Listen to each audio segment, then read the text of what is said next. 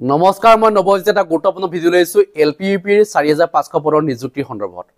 এলপিইউপিৰ 4500 পদৰ নিযুক্তি কেতিয়া হ'ব?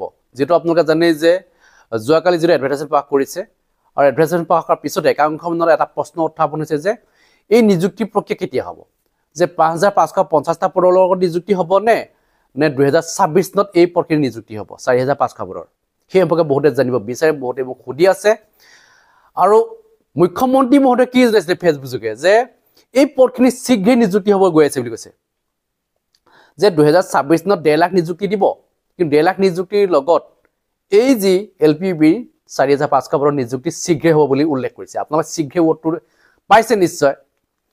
গতিকে আৰু শিক্ষামন্ত্ৰী মহোদয় কৈছিলে যে যিসকলৰ এই 5550টা পদৰ মেৰিট লিষ্টত নাম অন্তৰ্ভুক্ত নহ'ব তেওঁলোকে নেক্সট যেটো এডভাৰটাইজমেন্ট প্ৰকাশ কৰিম তাত আবেদন কৰিব লাগিব তেওঁলোকে। আৰু সেই তেখেতলোকক একেলগে নিযুক্তি দিয়া হ'ব বুলি কৈছিলে।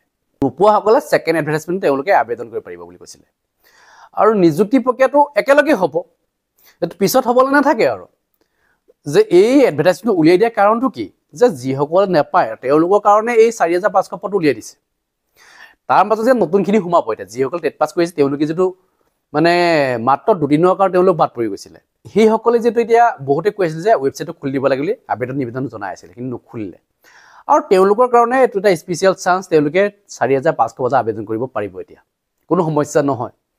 এতিয়া যিসকলক আবেদন কৰি থৈছে 5550টা পদত তেওঁলোকে পুনৰ আবেদন কৰিব লাগিব নেকি, সেই ধৰণৰ প্ৰশ্ন উত্থাপন কৰিছে। যে তেওঁলোকে যদিহে মেৰিট লিষ্টত তেওঁলোকৰ নাম অন্তৰ্ভুক্ত হয় তেওঁলোকে আবেদন কৰিব নালাগে। যিসকলৰ মেৰিট লিষ্টত নাম অন্তৰ্ভুক্ত হয় তেওঁলোকে মানে আবেদন কৰিব নালাগে 4500 পদত। যিসকলৰ মেৰিট লিষ্টত নাম নাথাকিব তেওঁলোকেহে আবেদন কৰিব পাৰিব। মেৰিট লিষ্টত নাম থকাসকলৰ আবেদন হয়তো কৰিবলৈ তেওঁলোক নিদিবও পাৰে।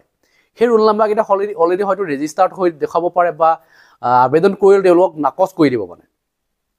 গম পাইছে নিশ্চয় আপোনালোকে। গতিকে যিকেইটাৰ মেৰিট লিষ্টত নাম অন্তৰ্ভুক্ত হৈ আছে মেৰিট লিষ্টটো সোনকালে পাস কৰিব। এতিয়া মেৰিট লিষ্টৰ সম্পৰ্কত মোক বহুতে সুধিছে যে মেৰিট লিষ্ট কেতিয়া পাস কৰিব। মেৰিট লিষ্টৰ সম্পৰ্কত মই জনাব বিচাৰিছো যে আপোনালোকে মাত্ৰ দুদিন বাদ চাওক, হয়তো ওলাই যাব পাৰে। বিহুতে হয়তো first provisional merit list pass কৰিব। বিহুতে ভাল খবৰটো লাভ কৰিব লাগে মোৰ মতে।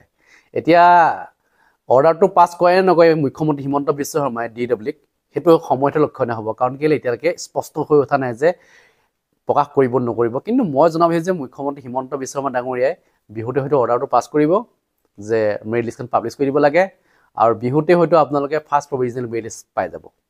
First provisional merit list pass কৰাৰ পিছত আকৌ ভেৰিফিকেশ্যন হ'ব, ভেৰিফিকেশ্যন হোৱাৰ পিছত second provisional merit list pass কৰিব। গতিকে second provisional merit list pass কৰাৰ পিছত অলপ সময় লাগিব ফাইনেল মেৰিট লিষ্ট পাস কৰালে। গতিকে মই জনাব বিচাৰিছো যে মোৰ মতে বিহুৰ পিছতেই কামবিলাক প্ৰায় স্পীড হ'ব। মানে বিহু আগলৈকে কামবিলাক ইমান স্পীড নহ'ব এতিয়া যেটো চলি আছে, কিন্তু বিহুৰ পিছত যেটো নিৰ্বাচনো আহি আছে নিৰ্বাচনৰ লগতে এই কামখিনিও মানে চলাব বুলি মই ভাবিছোঁ। নিযুক্তি প্ৰক্ৰিয়াৰ কামখিনিও লগতে হয়তো চলাই যাব। গতিকে মই জনাব বিচাৰিছো যে আপোনালোকে যিসকল ধৰক এতিয়া অপেক্ষা কৰি আছে 5550টা পদৰ মেৰিট লিষ্টৰ কাৰণ তেওঁলোকে চিন্তা কৰিব নালাগে, খুব সোনকালে মেৰিট লিষ্ট পাব্লিছ কৰিব। মানে বিহুতে আপোনালোকে অপেক্ষা কৰক, হয়তো আহি যাব পাৰে। আৰু মই কোৱা কথাবিলাক প্ৰায় হৈ যায়। আকৌ আপোনালোকে নিশ্চয় জানে যে মই আগতেও তেনেকৈ যি এডভাৰটাইজমেণ্টৰ সম্পৰ্কত কৈ আছিলোঁ, আৰু সেই সম্পৰ্কে আপোনালোকে গম পালেই। মই যেতিয়াই কথাখিনি কওঁ তেতিয়াই কামবিলাক হয় বুলি মই গম পাওঁ জেনেৰেলি। এতিয়া মই কৈ আছোঁ আপোনালোকৰ মেৰিট লিষ্টখন বিহুতে প্ৰকাশ কৰিব লাগে, ফাৰ্ষ্ট প্ৰভিজনেল মেৰিট লিষ্ট নিশ্চয় হয়তো প্ৰকাশ কৰিব পাৰে। গতিকে অপেক্ষা কৰক, যিসকলে ইতিমধ্যে বাট চাই আছে, বহুত সুধি আছে কেতিয়া পাব্লিছ কৰিব। গতিকে ধৈৰ্যৰ ফল মিঠা, কাৰণ 1 বছৰ দিন আপোনালোক ধৈৰ্য ধৰিলে, আৰু ধৈৰ্য ধৰা হয়তো সীমা আপোনালোকৰ প্ৰায় মানে হেৰাই গৈছে বুলি ক'লেও ভুল কাৰণ বহুতেই মানে ভাবিছে যে আৰু 5550টা পদৰ মেৰিট লিষ্ট নোলায় আৰু, কাৰণ 1 বছৰ দিন ধৈৰ্য ধৰাটো কম নহয়। মানে আৰু মাত্ৰ দুদিন ধৈৰ্য থকা আপোনালোকে, এই দুদিন ধৰিলে হয়তো মেৰিট লিষ্ট হয়তো পাই যাব পাৰে। আৰু মেৰিট লিষ্ট পোৱাৰ পিছত এটা ভাল খবৰ মানে কি 4500 পদত এপ্লাই কৰিব যদিও বহুত বেছি কাট অফ হয়তো নাহিবও পাৰে। মই এইকাৰণে জনাব বিচাৰিছোঁ কাৰণ যিসকলৰ মাৰ্কছ আছে তেওঁলোকে অলৰেডি এই 5550টা পদত সোমাবই। নতুনকৈ পাছ কৰা ইমানো কেণ্ডিডেট নাই যে বহুতখিনি পাছ হৈ গ'ল। চিটেট সকলোৱে ক্লিয়াৰ কৰিব নোৱাৰে, কাৰণ অসম টেট পাছ কৰা প্ৰায়বিলাকে চাকৰি পাইছে। কোনোবা থাকি গৈছে কিন্তু তেওঁলোকৰ মাৰ্কছ একেবাৰে কম, তেওঁলোকে আৰু নাপাবও পাৰে। মানে তেওঁলোকৰ কাৰণে প্ৰায় 10-15 হাজাৰ পোষ্ট উলিয়ালেহে পাব। মানে কম পোষ্টত তেওঁলোকে নাপাব পাৰে। যিসকলে পোৱা নাই 2019 চনত পাছ কৰিছে, কোনোবাই 21 চনত পাছ কৰিছে অসম টেট, তেওঁলোকে হয়তো তেওঁলোকৰ মাৰ্কছ কম থকাৰ কাৰণে তেওঁলোকে পোৱা নাই, তেওঁলোকৰ কাৰণে বেছি পোষ্ট লাগিব। গতিকে সেইসকলৰ কথা আমি গম এতিয়ালৈকে কৈ দিব নোৱাৰোঁ যে পাব বুলি।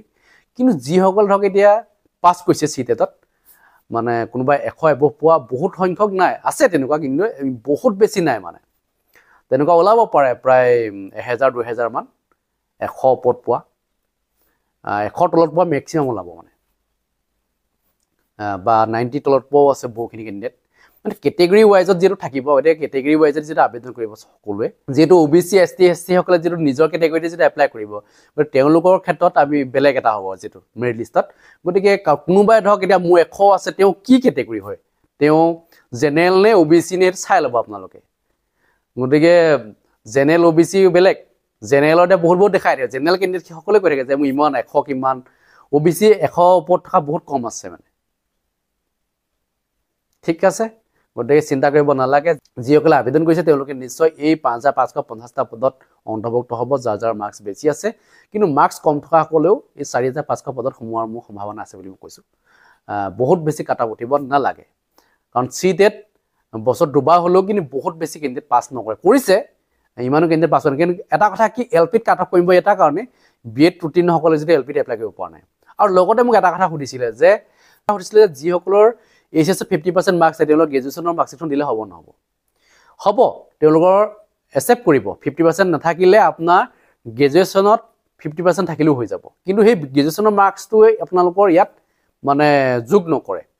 LP ক্ষেত্ৰত আপোনাৰ গ্ৰেজুৱেশ্যনৰ মাৰ্কছটো আছে, আপোনাৰ 50% হওক, HS-তে 50% নাই। যদিহে আপোনালোকৰ গ্ৰেজুৱেশ্যন 50% আছে বা 50% আছে বা গ্ৰেজুৱেশ্যন আছে আপোনালোকৰ, তেতিয়াহ'লে আপোনালোকে আবেদন কৰিব পাৰিব। ঠিক আছে, খালি যেনিবা আপোনাৰ গ্ৰেজুৱেশ্যনৰ মাৰ্কছটো এড নকৰে LPUP নিযুক্তিৰ ক্ষেত্ৰত। মানে আপোনাৰ HS মাৰ্কছটো যোগ কৰিব, কিন্তু গ্ৰেজুৱেশ্যনটো আপোনাৰ লাগিব মানে। সেই কথাটো ইয়াত উল্লেখ কৰিছে এডভাৰটাইজমেণ্ট, নিউ এডভাৰটাইজমেণ্ট যিটো 4500 পদত। আগতেও সেইটো আছিলে, এতিয়াও স্পষ্টভাৱে উল্লেখ কৰি দিছে। ঠিক আছে, এইখিনি আছিলে আজিৰ ভিডিঅ'ত ক'বলগীয়া। যদি কিবা ক'ব লগা আছে নিশ্চয় কমেণ্ট ছেকশ্যন লিখিব। ধন্যবাদ, জয় অসম।